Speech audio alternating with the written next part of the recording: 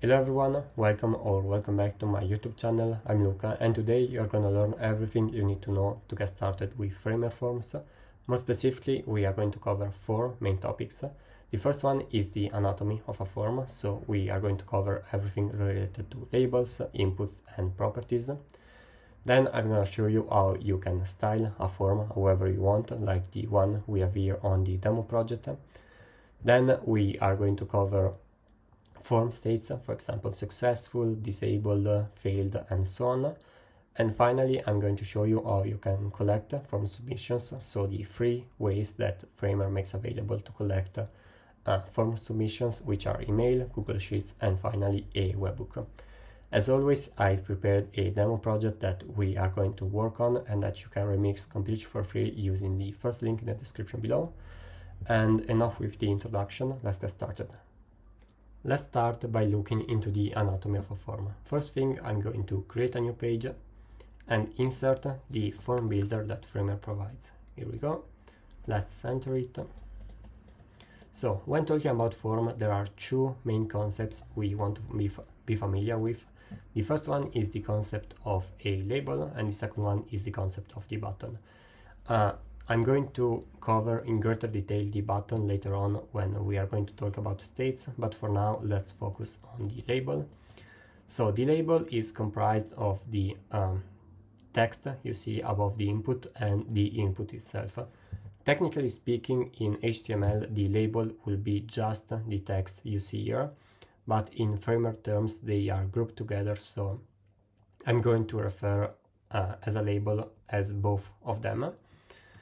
So the label, we have the text, there's not much to say here, it's more for accessibility reasons that you want to have a clear text that describes the input you have here. And the input, there are a few things to say, so we are going to look at the main properties we see here.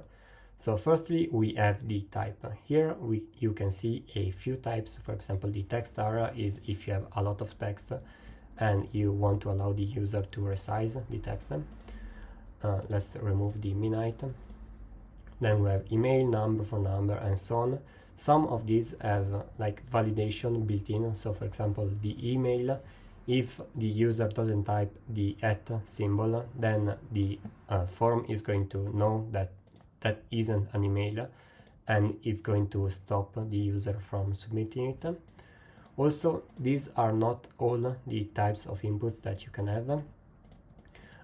If you select the whole form and you click the button here, the plus button at the bottom, you can see that you can add a few more of them. So we just looked at the text, there's also the checkbox, the radio, and also the select. The select is also here, and these are all possible labels that you can have, but for now we are going to focus on the basic ones. Let's remove this. Perfect. Then we have the name. So the name is what you use to describe the value that you have when you receive the form submission. So for example, if I have a form and I ask for, let's say, the work email and the personal email, and these are the same email, I will still be able to see which one the user marked as work email, because I will see the name that I've set here. I'm going to show you once we talk about submissions, but for now keep in mind that the name is what you use to describe the value that the user will input here. Then we have the placeholder. The placeholder is basically what the user sees before starting to type on the form. So for example, I can change this to John Doe, and you can see that this changes as well. And then finally, we have the required value. The required value is quite self-explanatory. So if you have a required input and the user doesn't fill that input, then the form will not be submitted. There are a few more of them, and some of these don't apply to every one of these. For example, I have the number here, and the max and min values only apply to the number and not to other types of fields. There are some considerations you want to keep in mind here, but for now these are the very basics that you need to know when talking about forms. Now I want to show you how you can style the form as we have it on the home page. So let's start by selecting the whole form. I'm going to delete the padding we have here. And first thing, we want the name and the email on the same line. So I'm going to wrap them inside a frame.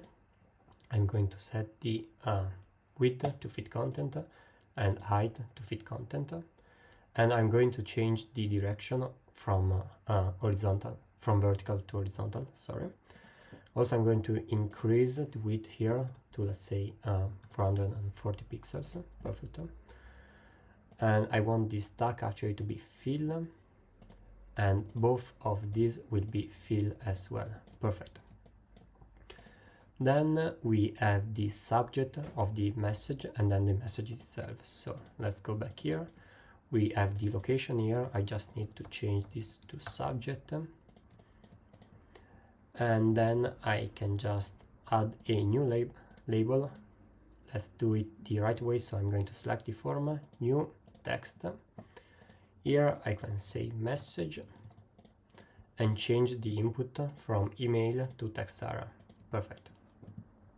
Now all we have to do is just change the color and styles just to fit the design we have. So I'm going to use the colors I've already preset here. So I'm going to use the text color. For the color here you see is what the color the user sees when he's typing. So if I set it to red and I start typing, oops, it's a number, I have to change it to text, but as you can see the value here is red. So let's change it back to text. I'm going to select the text color, same for the placeholder. I want the fill to be the background color here, and then the border to be the border color. Awesome. We just need to repeat the process for every input we have here. So fill, background color, border color. Same for these two here. Fill, background color here, text color, perfect. And change also the placeholder here. And finally we want to change the subject here, the possibilities that the user have. Right now we have Amsterdam and Barcelona. We want to change these options to, let's see what we have on the home page. We have support, business inquiry and partnership. So let's go here, support,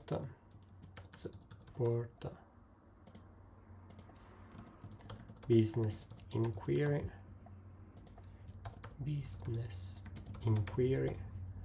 and one last, partnership.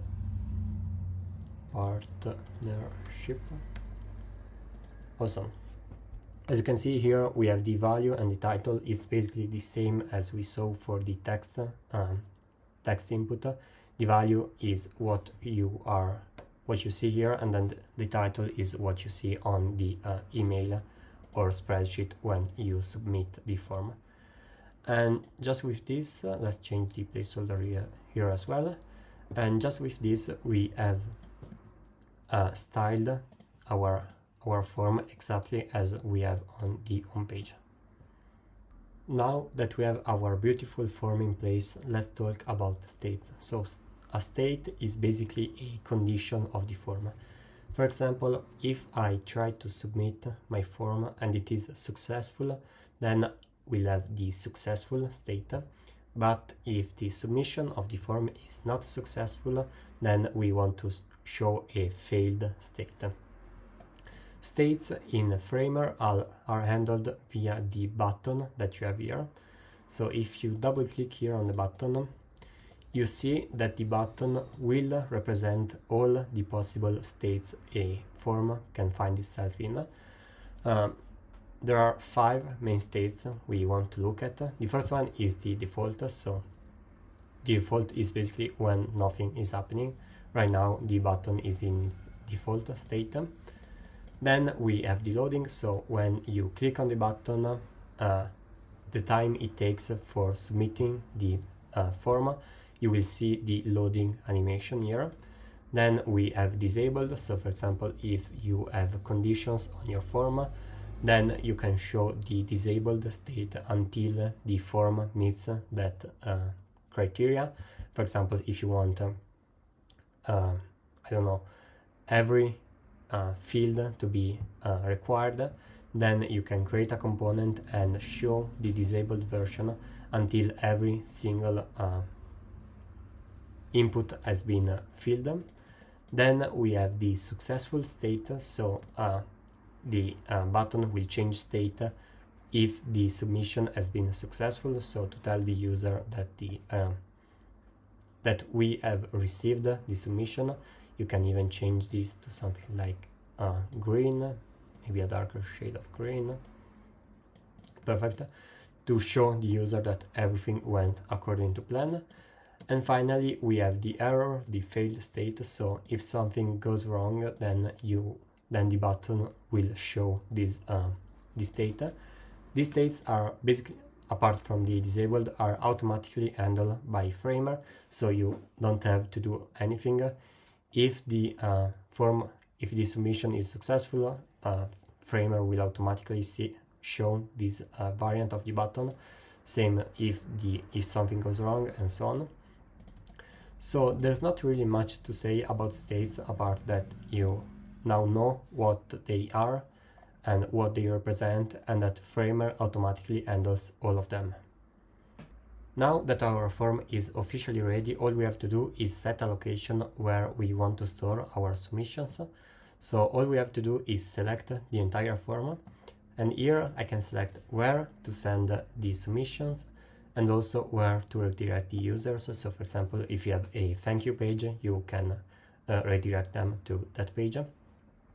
I don't want to redirect my users for now. Actually, let's redirect them to my home page. And for the send to, I want to send an email to my email address, luca@accorte.dev, and these are like the preset information. And then we have 2 more options. One is the webhook. Webhook, if you're not familiar with the term, is basically an API made for other applications.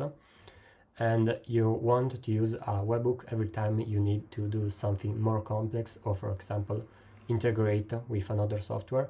So let's say that I'm using the form to collect emails for my email marketing software, and if I want to integrate with it, I need a webhook that collects the email from the submission and then sends the email to my email marketing tool. I'm not going to dive too deep into webhooks, but you can find more information online. Also, you can do this without any code. For example, Zapier is an example of a webhook that you can create without code. And finally, we also have Google Sheets. So I can collect my information in a Google Sheet. If you don't see the new sheet here that I have here, it's because you have to authenticate in Google. It's super intuitive. All you have to do is literally log into your Google account and give Framer permissions. So I'm going to give it a name, for example, Forms 101, and create. One limitation we currently have when it comes to sheets is that you cannot send data to an existing sheet, but you have to create a new one, which is a bit annoying, but I guess we can live with that until they push a new update. And one thing I wanted to show you also is that we are actually sending the same submissions to multiple places, which is really cool. For example, I'm sending the submissions to both my email, so I can receive the email once there is a submissions, but also to my sheet. So for example, if I want to keep track of every submission, I can do this at the same time as receiving the submission via email. So now let's check real quick if everything is perfect. So we have the name, the email, the subject. Here, as you can see, we have the name set to email. We actually want to change this to message, otherwise it will be confusing. And now we can do a quick test. So my name, my email, we can select the subject, business inquiry, and then my message. Now I can submit. As you can see, I was redirected to the home page. And now if I go to my emails, here I have the submission with the email, name, email, subject, and message, everything according to plan. And also in my Google Sheets, I created a new sheet with the date, subject, message, name, and email. So everything went exactly according to plan. Also, Framer automatically registered the data when the submission happened, which is really cool. And that was basically it for today's video. If you found it helpful, please consider leaving a like and subscribing. If you have any questions or any topics you will want me to cover, feel free to leave a comment. And I'll see you guys in the next one.